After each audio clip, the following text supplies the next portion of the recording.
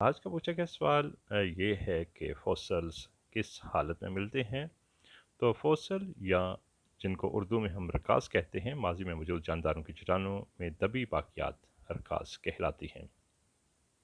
پہلے پہلے یہ اصطلاح کھدائی کے دوران ملنے والے پتھرائے ہوئے ڈھانچوں، خولوں اور یا نباتاتی اجزاء کے لیے استعمال ہوتی تھی، لیکن اب قشر ارض کی نو بہ نو چٹانوں میں موجود ہر اس نشان کے لیے استعمال کیا جاتا ہے جس کا تعلق کسی بھی طرح سے ماضی بعید میں موجود حیات سے ہو۔ مزید تحقیق سے معلوم ہوا کہ نرم بافتوں، خلیوں اور خلوی اجزاء سمیت نباتات اور حیوانات کا کوئی بھی حصہ چٹانوں میں محفوظ ہو سکتا ہے۔ بعض اوقات جاندار یا اس کا کوئی بھی حصہ محفوظ نہیں رہ پاتا، لیکن اس کی شبیہ یا آثار رسوبی مادے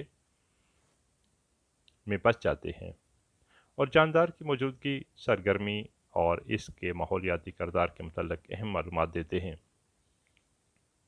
بعض اوقات جانداروں کے پورے اجزاء کم و بیش غیر متغیر حالت میں مل جاتے ہیں، اور کبھی بعض معدنیات ان کی جگہ لے کر ان جیسی شکل اختیار کر لیتی ہیں۔ اگرچہ نامیاتی مالیکیول بھی رکازی شکل میں محفوظ ملتے ہیں، لیکن اکثر ان کی ساخت بدل چکی ہوتی ہے۔ کرۂ حیاتی جانداروں کے پیدا کردہ تمام نامیاتی اور غیر نامیاتی مواد کو ری سائیکل کرتا رہتا ہے۔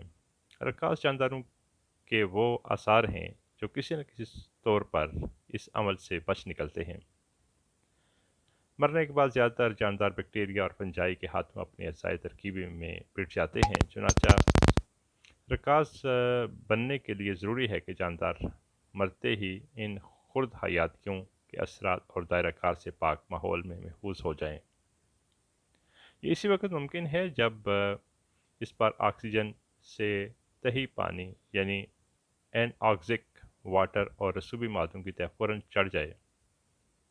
علاوہ ازیں زیادہ درجہ حرارت، نمکنیت یعنی سالٹنس، زہریلا ماحول، آکسیجن کی غیر موجودگی اور معدنیات اور نامیاتی اجزاء کا تیز تبادلہ بھی رکاز بننے میں مدد دیتا ہے۔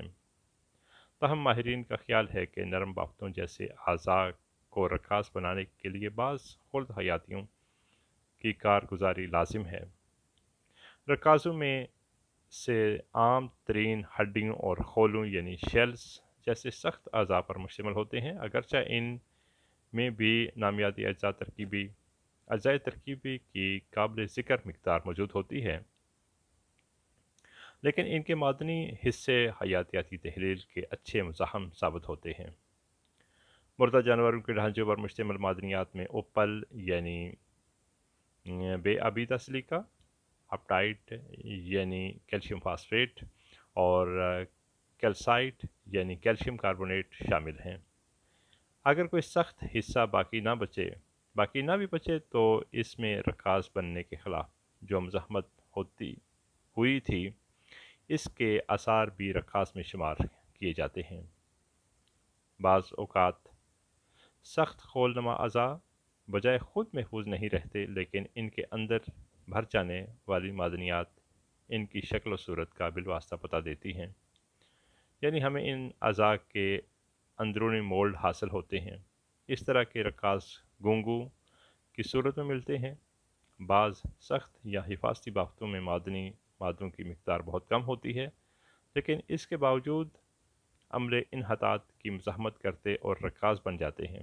اس طرح کے رکاز کی مثالیں پتوں، بذروں اور بیرونی تہوں کے رکاز ہیں۔